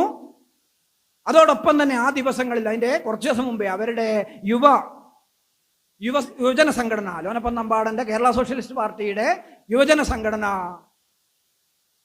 നിയമസഭയുടെ ഗ്യാലറിയിൽ കയറി വലിയ പ്രശ്നം ഉണ്ടാക്കുന്നു. അവര് ലഘുലേഖകൾ നിയമസഭയിലെ മെമ്പർമാരുടെ നേരെ വലിച്ചെറിയുന്നു. അതിന്റെ പേരിൽ അന്നത്തെ സ്പീക്കർ വക്കം പുരുഷോത്തമൻ ആദ്യം 20 ദിവസവും പിന്നീട് നായനാരുടെ അഭ്യർത്ഥന പ്രകാരം അത് 10 ദിവസമായി കുറച്ച് അവരെ പൂജപ്പുര ജയിലിലേക്ക് അയക്കുന്നു. ഭാഷയ്ക്ക് വേണ്ടി ജയിലിൽ കിടന്ന ആളുകൾ കേരളത്തിലുണ്ട് എന്ന് നമ്മൾ പോലും അറിയുന്നത് അടുത്ത കാലത്താണ്. ഇപ്പോൾ ജീവിച്ചിരിക്കുന്ന ആളാണ്. കുണ്ടറയുള്ള ഒരാളുണ്ടായിരുന്നു, കഴിഞ്ഞതിന്റെ മുന്നിലത്തെ മാസമായിട്ടില്ല മരിച്ചത്, അന്വേഷിച്ച് സോളമൻ, കുമ്പളം സോളമൻ മരിച്ചത് ഈ അടുത്ത കാലത്താ അല്ലേ? പക്ഷെ ഞങ്ങളിത് അന്വേഷിച്ച് ചെല്ലുമ്പോൾ മരിച്ചിട്ട് ഒരാഴ്ച കഴിഞ്ഞു പോയി. പിന്നെ പോയിട്ട് കാര്യമല്ലല്ലോ. നെടുവേലിയെ കണ്ടുപിടിച്ച് അതുവഴി എവിടെയെല്ലാം ആളുണ്ടെന്ന് അന്വേഷിച്ച് ഇപ്പോഴും നമുക്ക് അന്ന് ജയിലിൽ കിടന്ന 6 പേരിൽ ഒരാളെ കണ്ടുകിട്ടിയിട്ടില്ല. മറ്റൊരു നെടുവേലി ചോദിച്ചു ബാക്കി എല്ലാവരും മരിച്ചു. ഒരാൾ ഹരികുമാർ എന്നാണ്, തിരുവനന്തപുരത്ത് എവിടെയോ ഉണ്ടെന്നാണ് അറിവ്. സമരം ചെയ്ത ആളുകളെ പോലും, ഭാഷയ്ക്ക് വേണ്ടി ജയിലിൽ കിടന്ന കേരളത്തിലെ ആളുകളെ പോലും അറിയാത്തൊരു ജനത എന്ന് പറഞ്ഞാൽ ഞാൻ ഉൾപ്പെടെയുള്ള ആളുകൾ എങ്ങനെയാണ് ഈ സമരങ്ങളെ ഇനി മുന്നോട്ട് കൊണ്ടുപോവുക? അവിടെയാണ് ഇത് നമ്മൾ അറിയിച്ചുകൊണ്ടേയിരിക്കുന്നത്. കുമ്പളം സോളമനെ കഴിയുമെങ്കിൽ കുമ്പളം സോളമന്റെ വീട്ടിൽ മലയാള ഐക്യവേദി എന്നുള്ള നിലയ്ക്ക് ജില്ലാ കമ്മിറ്റി പോണം. തീർച്ചയായിട്ടും അവരുടെ ബാക്കി ആരെല്ലാം അവരെ കാണണം, ആദരിക്കണം ആ മനുഷ്യരെ. എന്ന് പറഞ്ഞാൽ അത്രയും ആ സമരത്തിന്റെ പേരിൽ പിന്നീട് അദ്ദേഹത്തിന് എന്തെല്ലോ നഷ്ടപ്പെടുന്നുണ്ട് നെടുവേലി പറയുന്ന അനുസരിച്ച്. അപ്പം ഈ തരത്തിലുള്ള സമരത്തിന്റെ ഭാഗമായിട്ട് പിന്നീടാണ് ഭരണഭാഷയ്ക്കും എല്ലാം ഊർജം വെക്കുന്നത്. 1983 ശേഷം അതിനിടയിൽ NV കൃഷ്ണവാര്യരും PT ഭാസ്കര പണിക്കരും ശാസ്ത്ര സാഹിത്യ പരിഷത്തും ഒക്കെ വളരെ ഗൗരവമായ സമരങ്ങൾ സെക്രട്ടറിയുടെ മുന്നിൽ ആ സമയത്ത് നടക്കുന്നുണ്ട്. 82, 81, 82, 83 കാലഘട്ടത്തിൽ ഇതിന്റെ ഭാഗമായി ജനങ്ങൾ സമരം ഏറ്റെടുക്കാൻ തുടങ്ങിയതോടുകൂടി ചെറിയ മാറ്റങ്ങൾ ഉണ്ടാവുന്നു. ടൈപ്പ് റൈറ്റർ മാറ്റം വരുത്തുന്നു. ഇംഗ്ലീഷിൽ മാത്രം അടിക്കാവുന്ന ടൈപ്പ് റൈറ്റർ മലയാളത്തിലേക്ക് കൂടി വരുന്നു. കൽക്കട്ടയിലെ ഒരു കമ്പനി മലയാളത്തിൽ ടൈപ്പ് റൈറ്റർ ഉണ്ടാക്കി കൊടുക്കുന്നു കേരളത്തിന്. അങ്ങനെയൊക്കെ മാറ്റങ്ങൾ വന്ന് പക്ഷെ 2000-ഓടെ പുതിയൊരു തീക്കാറ്റ് വരിക. ഇനി മലയാളമൊന്നും ഇല്ല, ലോകത്തിന് NH മാത്രമേ ഉള്ളൂ, സ്റ്റേറ്റ് ഹൈവേയും ഇല്ല, പഞ്ചായത്ത് റോഡും ഇല്ല, ഒന്നുമില്ല എന്ന് തീരുമാനിക്കപ്പെടുന്നു. കമ്പ്യൂട്ടർ വന്നു കഴിഞ്ഞു. കമ്പ്യൂട്ടർ എന്ന് പറഞ്ഞാൽ ഇംഗ്ലീഷാണ്, ഇംഗ്ലീഷിൽ ഇനി എല്ലാം ഉള്ളൂ. കമ്പ്യൂട്ടറിന് ശേഷം മൊബൈൽ ഫോൺ വന്നു. മൊബൈൽ ഫോൺ നോക്കി ഇറക്കിയപ്പോൾ ഇംഗ്ലീഷ് മാത്രമേ നമുക്ക് കീബോർഡ് അടിക്കാൻ പറ്റൂലേ ആദ്യത്തെ ഘട്ടത്തിൽ, അങ്ങനെയല്ലേ? ഓർമ്മയില്ലേ? ഇനി മലയാളമല്ല, തീർന്ന് എന്നുള്ള പ്രഖ്യാപനം. അമ്മേ മലയാളമേ എന്നൊക്കെയുള്ള കവിത ഇറങ്ങാൻ തുടങ്ങി. സച്ചിദാനന്ദന്റെ ഒരു കവിതയുണ്ട്, ഒരു ദിവസം എന്ന് പറഞ്ഞൊരു കവിത, നിങ്ങൾ കണ്ടിട്ടുണ്ടാവും ചിലപ്പം. ആ കവിതയില് ഒരു കേബിൾ കുഴിക്കുന്ന ഒരു കക്ഷിക്ക് ഒരു സ്ലേറ്റ് കഷ്ണം കിട്ടുക. ആ സ്ലേറ്റ് കഷ്ണത്തിൽ എന്തോന്ന് എഴുതിയിട്ടുണ്ട്. ഇയാള് അവിടെ തൊട്ടടുത്തുള്ള ഒരാളെ കാണിച്ചു. അയാൾ പറഞ്ഞു, ഇത് എനിക്ക് മനസ്സിലായിട്ടില്ല, നമുക്ക് പഴയ വളരെ പ്രായമുള്ള ഒരു അധ്യാപകനുണ്ട്, അദ്ദേഹത്തെ കാണിക്കാം. അദ്ദേഹത്തിന്റെ അടുത്തെത്തി. അദ്ദേഹം പറഞ്ഞു, ഇത് എനിക്ക് വായിക്കാൻ അറിയില്ല, പക്ഷെ പണ്ട് വീടുണ്ടാക്കുമ്പം കിട്ടിയ ഒരു പഴയ പുസ്തകമുണ്ട്, പഴയ വീട് പൊളിച്ച് പുതിയ വീടുണ്ടാക്കാൻ കിട്ടിയ ഒരു പഴയ പുസ്തകമുണ്ട്. ആ പുസ്തകത്തിൽ പലയിടത്തും ഇത് കാണുന്നുണ്ട്. ആ പുസ്തകത്തിന്റെ പേര് അധ്യാത്മരാമായണം എന്നാണെന്നറിയാം. അങ്ങനെ ആ പുസ്തകത്തിൽ നോക്കി അവർ കണ്ടുപിടിച്ചു ഇത് ഇപ്പോഴത്തെ ഇംഗ്ലീഷിലുള്ള കേക്ക് പകരം മലയാളത്തിൽ പണ്ടുണ്ടായിരുന്ന ഒരു വട്ടയത്തിൽ ലിപിയാണ്, അത് ക എന്നാണ് ഇത് വായിക്കുക എന്ന് കണ്ടുപിടിച്ചു. മഴ മാത്രം മലയാളത്തിൽ കരഞ്ഞു എന്നാണ് സച്ചിദാനന്ദൻ അവസാനിപ്പിക്കുന്നത്. സച്ചിദാനന്ദനെ പോലുള്ള വലിയ കവികൾ പോലും മലയാളം മരിച്ചു കഴിഞ്ഞു എന്ന് പ്രഖ്യാപിക്കുന്നു 2000 കൂടി. ലോകം മുഴുവൻ തീക്കാറ്റ് വരുന്നു, ലിബറലൈസേഷന്റെയും അതോടൊപ്പം തന്നെ ഗ്ലോബലൈസേഷന്റെയും. ആ തീക്കാറ്റിൽ ഇനി പ്രാദേശിക ഭാഷകൾക്ക് അല്ലെങ്കിൽ മാതൃഭാഷകൾക്ക് സ്ഥാനമില്ല എന്ന് ലോകം പ്രഖ്യാപിക്കുന്നു.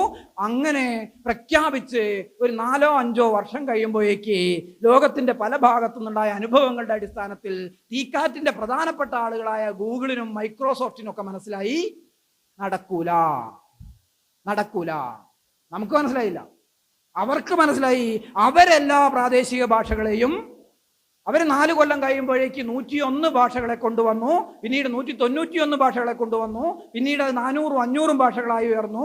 ആദ്യഘട്ടത്തിൽ തന്നെ മലയാളം വന്നു. മലയാളത്തിന്റെ ശക്തി ആഗോള കമ്പനികൾക്ക് മനസ്സിലായി.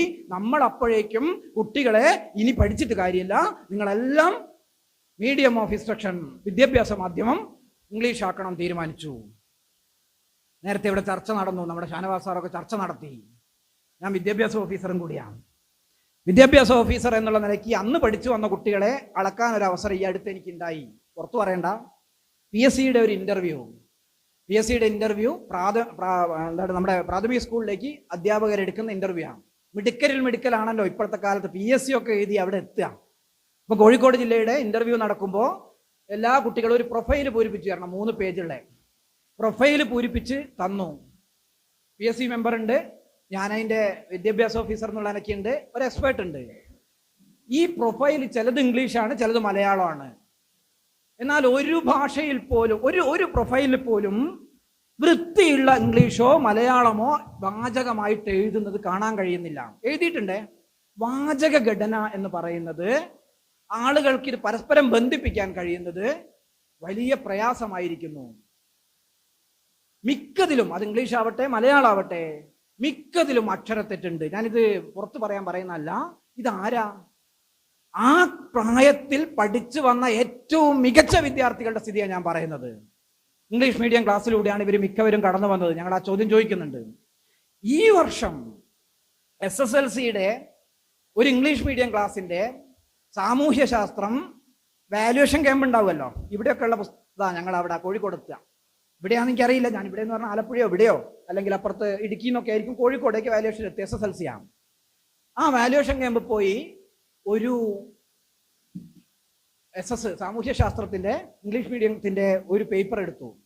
നോക്കുമ്പോൾ കുറച്ച് ഇംഗ്ലീഷ്, കുറച്ച് മലയാളം, കുറച്ച് ചിഹ്നങ്ങൾ എല്ലാം കൂടിയായിട്ടുണ്ട്. ഞാൻ വിചാരിച്ചു ഒരു പേപ്പർ എങ്ങനെ ഉണ്ടാവും. മുഴുവൻ എടുത്തു. SSLC ആണ്. മുഴുവൻ എടുത്തു. 1-2 പേപ്പറുകൾ ഒഴികെ ഒറ്റ പേപ്പറിലും ഭാഷയില്ല. ഇവർക്ക് എന്തെല്ലോ ആശയങ്ങളുണ്ട്. അത് ആംഗ്യത്തിലൂടെ, ചിത്രത്തിലൂടെ, കുറച്ച് ഇംഗ്ലീഷ് വാക്കുകൾ, കുറച്ച് മലയാളം വാക്കുകൾ, മലയാളം വാക്ക് തന്നെ ഇംഗ്ലീഷ് ആയിട്ട് എഴുതിയത്. മൊത്തത്തിൽ ഭാഷ നഷ്ടപ്പെട്ട ഒരു ജനതയെ നമ്മൾ എവിടെ നിന്നല്ലോ ഉണ്ടാക്കുന്നുണ്ട്. ഈ ആഗോളവൽക്കരണ കാലത്ത് നമ്മളോട് പറഞ്ഞു നിങ്ങൾക്ക് ഇംഗ്ലീഷ് മീഡിയം ആണെന്ന് വേണ്ടതെന്ന് പറഞ്ഞു. അധ്യാപകർ അതിന്റെ പിന്നാലെ പോയി. എന്താ വെച്ചാൽ കുട്ടികളെ കിട്ടാൻ വേണ്ടി ഒരേ കഞ്ഞിപ്രശ്നമാണ്. അപ്പൊ കഞ്ഞിപ്രശ്നം എന്നുള്ളതെനിക്ക് അതിന്റെ പിന്നാലെ പോയി. ആ കഞ്ഞിപ്രശ്നത്തിന്റെ ഫലമായി ഏറ്റവും മിടുക്കരായ കുട്ടികൾക്കും ഭാഷയില്ലാതാകുന്നു. താഴെ ഇത് തന്നെ സ്ഥിതി. ആരാ ഇത് മാറ്റണം എന്ന് പറയാ? ഇത് മാറ്റണം എന്ന് പറയാൻ കേരളത്തിൽ രാഷ്ട്രീയ പ്രസ്ഥാനങ്ങൾക്ക് ശക്തിയില്ലാതെ പോകുന്നു. കാരണം മാറ്റണം എന്ന് പറഞ്ഞാൽ പ്രശ്നമാണ്. എന്നാൽ വിദ്യാഭ്യാസ വകുപ്പിന് പറ്റുമോ? വിദ്യാഭ്യാസ വകുപ്പിന്റെ പേടി എന്താ പറഞ്ഞാൽ, അഥവാ ഇതെങ്ങാൻ പറഞ്ഞിട്ടുണ്ടെങ്കിൽ കുട്ടികളെ മുഴുവൻ മറ്റിടത്തിലേക്ക് പോയാലോ? ഒരു മിണ്ടൂല. സാമൂഹ്യ പ്രസ്ഥാനങ്ങളുടെ സ്ഥിതി എന്താ? നേരത്തെ ഇത്തരം പ്രശ്നങ്ങൾ പഠിക്കാൻ ശാസ്ത്ര സാഹിത്യ പരിഷത്ത് ഉൾപ്പെടെയുള്ള സാമൂഹ്യ പ്രസ്ഥാനങ്ങൾ കമ്മീഷനെ വെക്കുമായിരുന്നു, അല്ലെ? കമ്മീഷനെ വെക്കുമായിരുന്നു, പഠനങ്ങൾ നടത്തുമായിരുന്നു. കഴിഞ്ഞ 25 വർഷത്തിനിടയിൽ അങ്ങനെ വിദ്യാഭ്യാസ മേഖലയിൽ എന്താണ് സംഭവിക്കുന്നത് എന്നുള്ളത് വ്യക്തമായ രൂപത്തോടെ ഒറ്റ പഠനവും നടന്നിട്ടില്ല. പ്രത്യേകിച്ച് മാതൃഭാഷാ വിദ്യാഭ്യാസവുമായി ബന്ധപ്പെട്ട് ഖാദർ കമ്മിറ്റിയൊക്കെ ഉണ്ട്. ഞാൻ അതല്ല പറയുന്നത്. മാതൃഭാഷാ വിദ്യാഭ്യാസവുമായി ബന്ധപ്പെട്ട്, കുട്ടികളുടെ ഭാഷാശേഷിയുമായി ബന്ധപ്പെട്ട് ഈ ഒരു കാലഘട്ടത്തിൽ വീണ്ടും ഭരണഭാഷയും തിരിച്ചു പോകാൻ തുടങ്ങി. ഞാൻ ഭരണമാണ് എൻ്റെ മേഖല, വിദ്യാഭ്യാസമല്ല. ആ ഒരു കാലഘട്ടത്തിൽ ഭരണവും തിരിച്ചു പോകാൻ തുടങ്ങുന്നു. സെക്രട്ടേറിയറ്റിൽ നിന്ന് വരുന്ന ഉത്തരവുകൾ 60-70% വരെ ഇംഗ്ലീഷിലേക്ക് തിരിച്ചു പോകുന്നു. ആളുകൾക്ക് മനസ്സിലാവാത്ത ഏറ്റവും സാധാരണക്കാരായ കർഷക തൊഴിലാളികൾക്ക് അനുവദിക്കുന്ന പെൻഷൻ ഉത്തരവ് പോലും ഇംഗ്ലീഷിലാവുന്നു എന്നുള്ള അവസ്ഥയിലേക്ക് കാര്യം മാറുന്നു. കോടതികളുടെ കഥ പറയുകയും വേണ്ട. അങ്ങനെ ഈ സമയത്താണ് 2009 മറ്റൊരുപാട് പ്രശ്നങ്ങളോടൊപ്പം ഭരണം മലയാളത്തിൽ തന്നെ നിലനിർത്തണം എന്ന് പറഞ്ഞുകൊണ്ട് മലയാള ഐക്യവേദി ഗൗരവമായി ഇടപെട്ട് തുടങ്ങുന്നത്. മലയാള ഐക്യവേദി ഗൗരവമായി ഇടപെട്ട് തുടങ്ങുന്നു. ആരെങ്കിലും ചോദിക്കാനും പറയാനും ഉണ്ടാവുന്നു വരുന്നു. 2010 മലയാള ഐക്യവേദി തന്നെ നേതൃത്വം കൊടുത്ത് മറ്റ് കേരളത്തിൽ പ്രവർത്തിക്കുന്ന മലയാള സമിതിയും സംരക്ഷണ വേദിയും ഒക്കെ കൂട്ടിച്ചേർത്തുകൊണ്ട് ഐക്യമലയാള പ്രസ്ഥാനം ഉണ്ടാക്കുന്നു. 2010 അവസാനമാകുമ്പോഴേക്ക് വലിയ സമരത്തിലേക്ക് നമ്മൾ പോകുന്നു.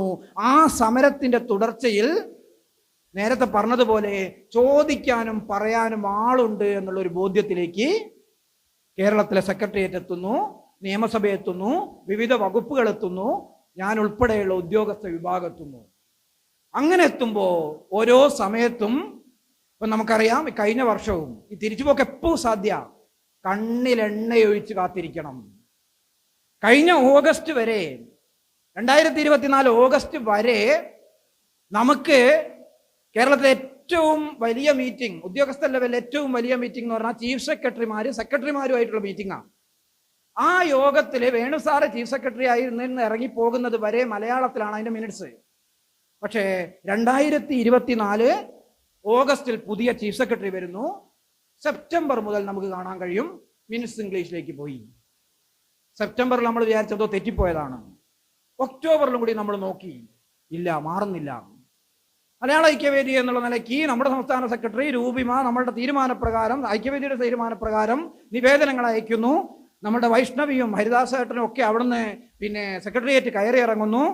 അപ്പോൾ അവരാദ്യം പറയുന്നു അത് ഇംഗ്ലീഷിലാവും, ഇനി തിരിയൂലെന്ന് പറഞ്ഞു.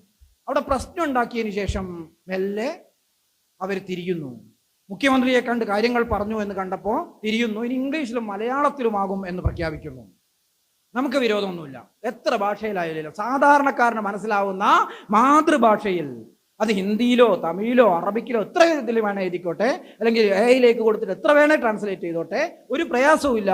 പക്ഷെ പ്രാഥമികമായിട്ട് കേരളത്തിൻ്റെ മലയാളിക്ക് അറിയേണ്ട കാര്യങ്ങൾ മലയാളത്തിലായിരിക്കണം. കേരളത്തിൽ ഇപ്പോഴും ഇംഗ്ലീഷ് കൃത്യമായി വായിച്ച് മനസ്സിലാക്കാൻ കഴിയുന്ന ആളുകളുടെ എണ്ണം കൃത്യമൊന്നുമില്ല, മിനിമം വായിച്ച് മനസ്സിലാക്കാൻ കഴിയുന്ന ആളുകളുടെ ശതമാനം 17. 83% പൂർണ്ണമായും മലയാളം മാത്രം വായിച്ച് മനസ്സിലാക്കാൻ അറിയാവുന്ന ആളുകളാണ്. ഇനി വായിച്ച് മനസ്സിലാക്കാൻ അറിയാമെന്ന് പറഞ്ഞ 17% കൃത്യമായിട്ട് വായിച്ച് മനസ്സിലാക്കാൻ കഴിയുന്നതാണോ എന്ന് സംശയമുണ്ട്. എന്താ പ്രശ്നം? എനിക്കിപ്പോൾ ഏറ്റവും നന്നായിട്ട് മനസ്സിലാക്കാൻ മലയാളമാണ്. എനിക്ക് ഇംഗ്ലീഷ് അറിയാം, ഇംഗ്ലീഷ് എഴുതും, ഞാൻ ഇംഗ്ലീഷ് അത്യാവശ്യം സംസാരിക്കുകയൊക്കെ ചെയ്യും. പക്ഷേ ഒരു ഇംഗ്ലീഷും മലയാളവും കൂടി എൻ്റെ മുന്നിൽ വന്നാൽ ഞാൻ ആദ്യം മലയാളം എടുക്കും. എന്താണ്? ഏറ്റവും എളുപ്പത്തിൽ ഇത് എളുപ്പമാന്നേ. മറ്റേത് ഞാൻ 3 മിനിറ്റ് എടുക്കണമെങ്കിൽ ഇനി 1 മിനിറ്റ് എടുത്താൽ മതി.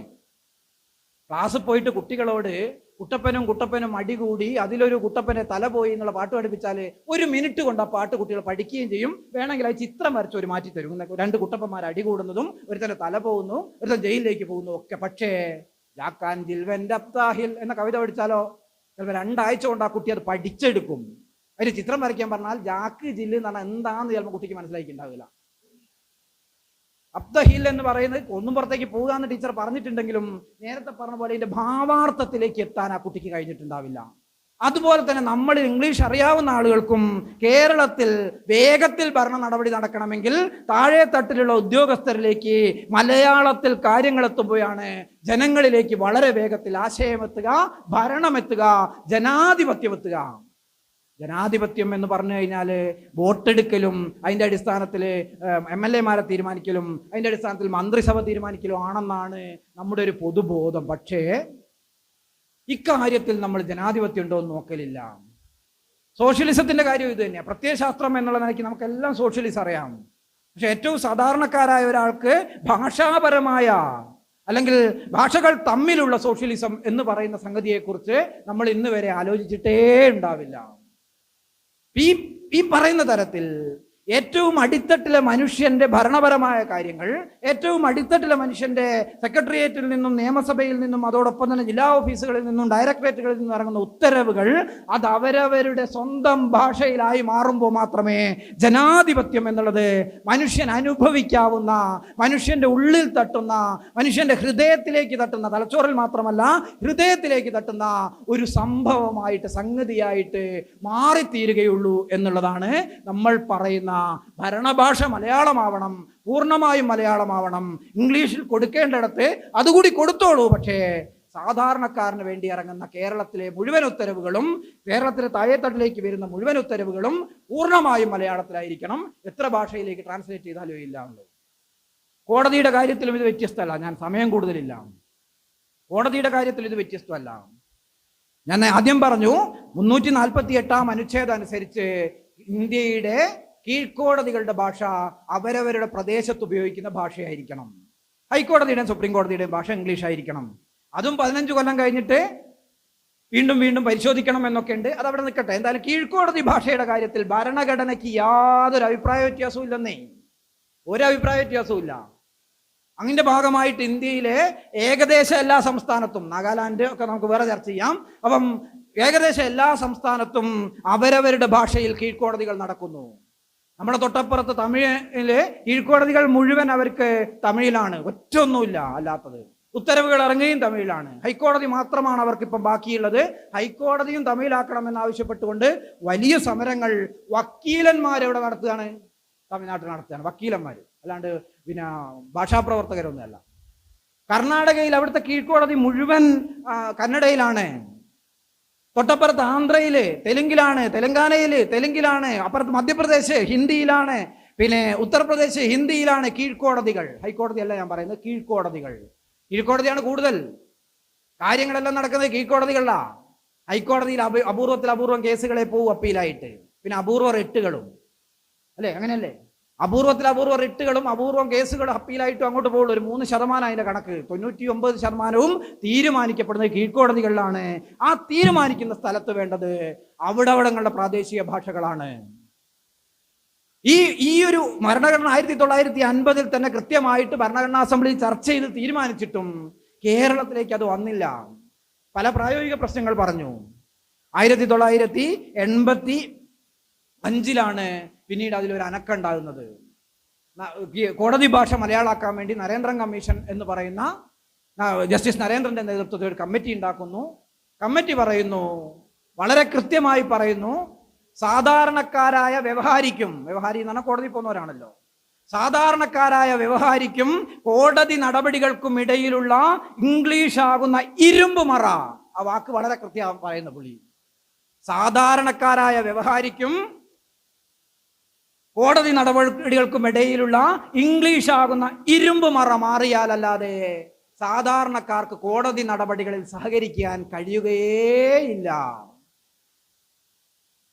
കാസർഗോഡ് ഒഴികെയുള്ള മുഴുവൻ ജില്ലകളിലും ഉടൻ എന്നുള്ള വാക്കാ, ഉടൻ തന്നെ എന്ത് ചെയ്യണം? കീഴ്ക്കോടതികളിൽ മാതൃഭാഷയാക്കണം എന്ന് മലയാളമാക്കണം എന്ന് പ്രഖ്യാപിക്കുന്നു. അതിന്റെ റിപ്പോർട്ട് കൊടുക്കുന്നു. റിപ്പോർട്ടിന്മേൽ ഹൈക്കോടതിക്ക് അഭിപ്രായ വ്യത്യാസം ഉണ്ടാകുന്നു.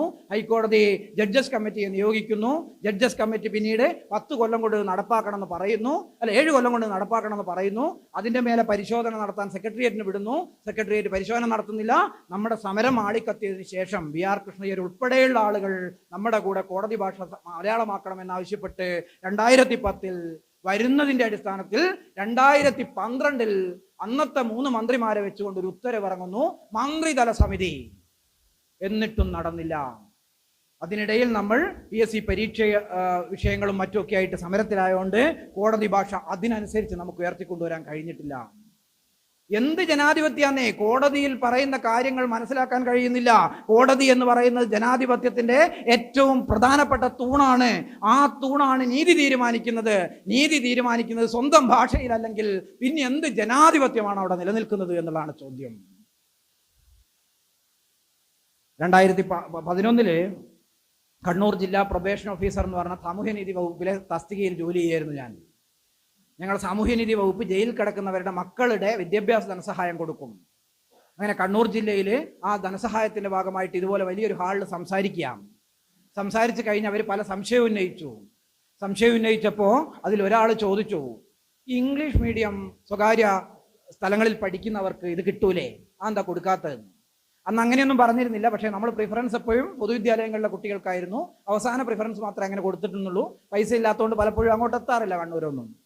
അപ്പം അങ്ങനെ ആ ചോദ്യത്തിന് ഉത്തരമായിട്ട് സംസാരിക്കുന്നതിനിടയിൽ ഞാൻ ചോദിച്ചു, നിങ്ങൾ ജയിലിലേക്ക് അയച്ചത് ഒരു ഭരണഘടനാപരമായി ഒരാളെ ഏറ്റവും അവസാനമാണ് ജയിലിലേക്ക് അയക്കിയല്ലേ? അങ്ങനെയല്ലേ? അയാൾ കുറ്റവാളിയല്ല, അങ്ങനെയല്ലേ നമ്മുടെ നിയമം? 1000 കുറ്റവാളികൾ രക്ഷപ്പെട്ടാലും ഒരു നിരപരാധി പോലും ശിക്ഷിക്കപ്പെടാൻ പാടില്ല എന്നുള്ളതാണ് നമ്മുടെ നിയമം. അതുകൊണ്ട് തന്നെ ആധുനിക ജനാധിപത്യത്തിന്റെ ആ ബോധ്യം അനുസരിച്ച് ഒരാൾ ജയിലിലേക്ക് പോവുക എന്നുള്ളത് അവസാനത്തെ പടിയാണ്, ഏറ്റവും അവസാനം. ബാക്കി എല്ലാ വഴികളും നോക്കി അയാളെ വെറുതെ വിടാൻ നോക്കി, അയാളെ മറ്റു രീതിയിൽ ശിക്ഷിക്കാൻ നോക്കി, അയാൾക്ക് പ്രൊബേഷൻ അഥവാ നല്ല നടപ്പ് കൊടുക്കാൻ നോക്കി. ഇതൊന്നും സാധ്യമല്ലാത്ത പക്ഷമാണ് ഒരാളെ ജയിലിലേക്ക് വിടുന്നത്.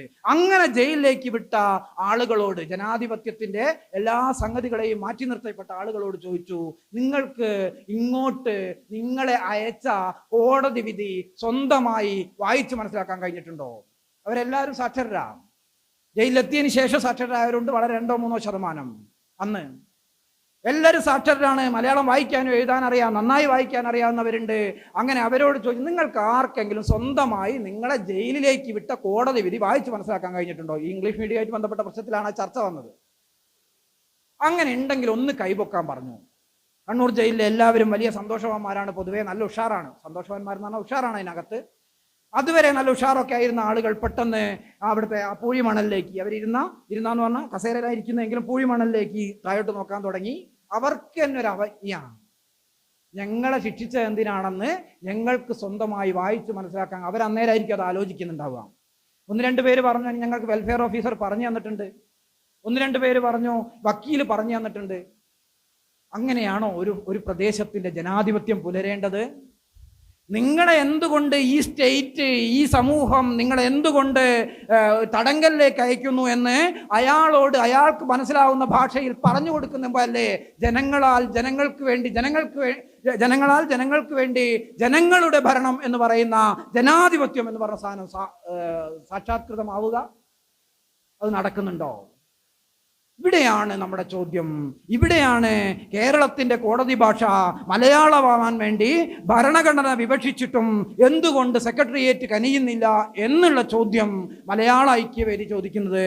ആ ചോദ്യം തെരുവുകളിലേക്ക് ഇറക്കാനും, അങ്ങനെ ആ ചോദ്യം സെക്രട്ടേറിയറ്റിലേക്ക് എത്തിക്കാനും, ആ ചോദ്യം ഹൈക്കോടതിയിലേക്ക് എത്തിക്കാനും, അങ്ങനെ ഒന്നിച്ച് നിന്നുകൊണ്ട് പോരാട്ടങ്ങൾ നയിച്ച് ഇതിനെ മുന്നോട്ട് കൊണ്ടുപോകാനും കഴിയുക എന്നുള്ളതാണ് നമ്മുടെ ഈ ക്യാമ്പിന്റെ ഏറ്റവും പ്രധാനപ്പെട്ട ഒരു ദൗത്യമായി മാറുന്നത്. ഓരോ സ്ഥലത്തും നമ്മൾ അതുകൊണ്ട് തന്നെ സംഘടന ഉണ്ടാക്കേണ്ടതുണ്ട്. ആളുകളോട് പറഞ്ഞാൽ മനസ്സിലാവും, പക്ഷെ ആളുകളോട് പറയാൻ ആളുകളില്ല. ആത്മവിശ്വാസത്തോടെ ഇത് പറയാൻ ആളുകളില്ല. ഞാൻ ഒറ്റ കാര്യോടെയും പറഞ്ഞുകൊണ്ട് നിർത്താം സാർ. ഈ അടുത്ത ദിവസം കഴിഞ്ഞ 17-ാം തീയതി മലയാള ഐക്യവേദിയുടെ കോഴിക്കോട് സമിതിയുടെ ഒരു പ്രവർത്തനം നടന്നത് കൊയിലാണ്ടിയുള്ള ആന്തട്ട സ്കൂളിലായിരുന്നു. അവിടുത്തെ ഞങ്ങളുടെ തന്നെ പഴയ സംസ്ഥാന പ്രസിഡന്റ് അരവിന്ദനാണ് അവിടുത്തെ HM. നടന്ന പണി ഇതാണ്. അവിടുത്തെ സ്കൂളിൽ 1-ാം ക്ലാസ്സിൽ ചേർന്ന 42 വിദ്യാർത്ഥികളിൽ 6 പേരൊഴികെ 36 പേരും ഇംഗ്ലീഷ് മീഡിയത്തിലാണ് ചേർന്നത്. 6 പേര് മാത്രമേ മലയാളം മീഡിയത്തിൽ ചേർന്നിട്ടുള്ളൂ. എന്തുകൊണ്ട് എന്നുള്ള ചോദ്യത്തിന് ഒരു പ്രത്യേകിച്ച് ഉത്തരമൊന്നുമില്ല. എല്ലാവരും ഇംഗ്ലീഷ് അല്ലേ, അതുകൊണ്ട് ഞാളും ഇംഗ്ലീഷ് എന്നാണ് ഉത്തരം. ഗവൺമെന്റ് സ്കൂളാണ്. അപ്പം അരവിന്ദൻ കുട്ടികളെ മിടുക്കരാക്കാൻ എന്ത് ചെയ്യണം എന്നുള്ള ഒരു ക്ലാസ് സംഘടിപ്പിച്ചവിടെ. എനിക്ക് നല്ല തിരക്കുണ്ടായിട്ടും നമ്മുടെ ഒരു പണി എന്നുള്ള നിലയ്ക്ക് ഞാൻ അവിടെ വൈകുന്നേരം ക്ലാസ്, ഏകദേശം രാത്രി അങ്ങനെ ക്ലാസ് ചെന്നു. രക്ഷിതാക്കളുടെ മുഴുവൻ ക്ലാസ്സാണ്. 1-ാം ക്ലാസ്സിൽ ചേർന്ന കുട്ടികളുടെ രക്ഷിതാക്കളുടെ ക്ലാസ്സാണ്. രക്ഷിതാക്കൾക്കാണ് ക്ലാസ്. അപ്പം അവിടെ അവർ 1-2 പേര് സംസാരിച്ചു, ഞാനും സംസാരിച്ചു. ഒരു 3/4 മണിക്കൂറോളം അവരോട് എങ്ങനെയാണ് കുട്ടികൾ മിടുക്കരാകുന്നത്, അതിന് കുട്ടികൾക്ക് കൊടുക്കേണ്ട ബഹുമാനം എന്താണ്, കുട്ടികളുമായുള്ള ആശയവിനിമയം എങ്ങനെയായിരിക്കണം, രക്ഷിതാക്കൾ എങ്ങനെയാണ് അവരെ സഹായിക്കേണ്ടത്, അതെങ്ങനെ ഏത് ഭാഷയിൽ സാധ്യമാവും? ഈ ചോദ്യത്തിന് അവരും നമ്മളും കൂടി അവസാനം കണ്ടെത്തി അത് മലയാളത്തിൽ തന്നെയാണ് സാധ്യമാവുക.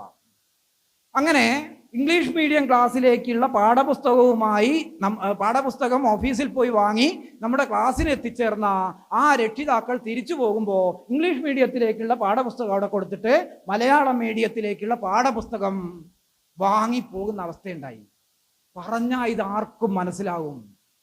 ആര് പറയുമെന്നുള്ളതാണ് ചോദ്യം. ഒറ്റ അനുഭവം കൂടി പറയാം. കഴിഞ്ഞ പാർലമെന്റ് തെരഞ്ഞെടുപ്പ് നടന്നു. അതിനു മുമ്പ് പാർലമെന്റ് തെരഞ്ഞെടുപ്പ് നടന്ന് കേരളത്തിൽ നിന്ന് പോയ MP-മാരൊക്കെ ഏകദേശം എല്ലാവരും, ഒരാളൊഴികെ ബാക്കി എല്ലാവരും ഇംഗ്ലീഷിലായിരുന്നു, ഒരാൾ ഹിന്ദിയിലും. അതിന് മുമ്പിലത്തേന് ഒരാൾ മലയാളത്തിലും ഒരാൾ ഹിന്ദിയിലും, ബാക്കി 18 പേരും പാർലമെന്റ് സത്യപ്രതിജ്ഞ ചെയ്തത് ഇംഗ്ലീഷിലായിരുന്നു. ഈ പ്രാവശ്യം മാറ്റം ഉണ്ടായി. എങ്ങനെയാ മാറ്റം ഉണ്ടായെന്നറിയോ? മലയാള ഐക്യവേദിയും ഐക്യമലയാള പ്രസ്ഥാനത്തിന്റെയും പ്രവർത്തകർ ഈ പറയുന്ന MP-മാരെ കാണുകയോ ഒന്നുകിൽ മെയിൽ അയക്കുകയോ ഫോണിൽ ബന്ധപ്പെടുകയോ ചെയ്ത് പറഞ്ഞു, ഇന്ത്യയിൽ നമ്മൾ കേരളത്തിൽ നിന്നാണ് പോകുന്നത്, കേരളത്തിന്റെ ഭരണഭാഷ മലയാളമാണ്, അതോടൊപ്പം തന്നെ 8ാം പട്ടികയിൽ വളരെ പ്രധാനപ്പെട്ട ഭാഷയാണ് മലയാളം, നമ്മൾ ഒന്നിച്ചു നിന്ന് കഴിഞ്ഞാൽ നമുക്ക് ഈ പറയുന്ന രീതിയിൽ മുന്നേറാൻ കഴിയും. അങ്ങനെ 14 MP-മാർ, 14 MP-മാർ ഇപ്രാവശ്യം മലയാളത്തിൽ സത്യപ്രതിജ്ഞ ചെയ്തു. അപ്പൊ സാധാരണക്കാരൻ മാത്രമല്ല, ഇതങ്ങോട്ട് എത്തുന്നില്ല എന്നുള്ളതാണ് നമ്മളെ പ്രശ്നം. അവിടെയാണ് ഈ ക്യാമ്പ് പ്രസക്തമാകുന്നത്. ആത്മവിശ്വാസത്തോടെ ഇതിന്റെ ദർശനം ഉൾക്കൊണ്ട്, ഇത് ജനാധിപത്യ മൂല്യം ഉൾക്കൊണ്ട്, ഇതിന്റെ മനുഷ്യാവകാശ മൂല്യം ഉൾക്കൊണ്ട് നമ്മൾ ഒന്നിച്ചു നിന്നുകൊണ്ട് ഇറങ്ങിയാൽ, മാഷ് ആദ്യം പറഞ്ഞതുപോലെ 1 നൂറ്റാണ്ടൊന്നും കഴിയണ്ട, 10 കൊല്ലം കഴിയുമ്പോഴേക്ക് കേരളത്തിൽ ഇപ്പൊ ഇംഗ്ലീഷ് മീഡിയത്തിലേക്കുള്ള ഒഴുക്ക് മലയാളം മീഡിയത്തിലേക്ക് തിരിച്ചുവിടാൻ, ആ പുഴയെ നമുക്ക് വഴി തിരിച്ചുവിടാൻ യാതൊരു പ്രയാസവുമില്ല എന്നുള്ളതാണ് ഈ MP-മാരോട് പറഞ്ഞതിൽ നിന്ന് പോലും നമുക്ക് കിട്ടുന്ന ഉത്തരം.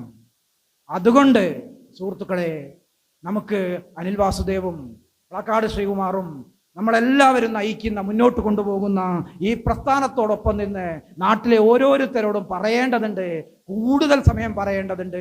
പെട്ടെന്ന് ബോധ്യപ്പെടുമെന്നുള്ളതല്ല, ഇതുമായി ബന്ധപ്പെട്ട സാഹിത്യങ്ങൾ വായിക്കേണ്ടതുണ്ട്. ഇതുമായി ബന്ധപ്പെട്ട യൂട്യൂബ്, നമ്മളുടെ വെബ്സൈറ്റ് malayalaikyavedhi.in എന്ന് പറഞ്ഞ വെബ്സൈറ്റിൽ ഞങ്ങൾ ഈ പറഞ്ഞ കാര്യങ്ങൾ ഒരുവിധമുണ്ട്. മാഷിന്റെ മാതൃഭാഷയ്ക്ക് വേണ്ടിയുള്ള സമരമുണ്ട്. കെ സേതുരാമന്റെ മലയാളത്തിന്റെ ഭാവി, ഭാഷാ ആസൂത്രണവും മാനവ വികസനവും എന്ന പുസ്തകമുണ്ട്. മാതൃഭാഷയുടെ ജനാധിപത്യ വഴികൾ എന്ന് പറഞ്ഞ ശിവകുമാറിന്റെ പുസ്തകങ്ങളുണ്ട്. ഇവിടുന്ന് വിവിധ ആളുകൾ, കടക്കയോട് ഉൾപ്പെടെ എഴുതിയ നിരവധി ലേഖനങ്ങളുണ്ട്. അനിൽ പവിത്രേശ്വരത്തിന്റെ പുസ്തകമുണ്ട്. എല്ലാം നമുക്ക് ചുറ്റും ഇതുമായി ബന്ധപ്പെട്ട കാര്യങ്ങളുണ്ട്. ഒന്നിച്ചു നിന്നുകൊണ്ട് നമ്മൾ ഈ പ്രതിസന്ധിയെ, അക്ഷരമറിഞ്ഞുകൂടാത്ത അല്ലെങ്കിൽ പ്രതിബദ്ധതയില്ലാത്ത, നേരത്തെ പറഞ്ഞതുപോലെ സ്നേഹത്തെയും കാമത്തെയും തിരിച്ചറിയാത്ത ഒരു തലമുറയെയല്ല, ഏറ്റവും മെച്ചപ്പെട്ട ഒരു സമൂഹത്തെ രൂപീകരിക്കാൻ മാതൃഭാഷയോടൊപ്പം ലോകം മുഴുവൻ നിന്നതുപോലെ നമുക്ക് നിൽക്കാമെന്ന് മാത്രം പറഞ്ഞുകൊണ്ട് ഞാൻ നിർത്തുന്നു. നന്ദി, നമസ്കാരം.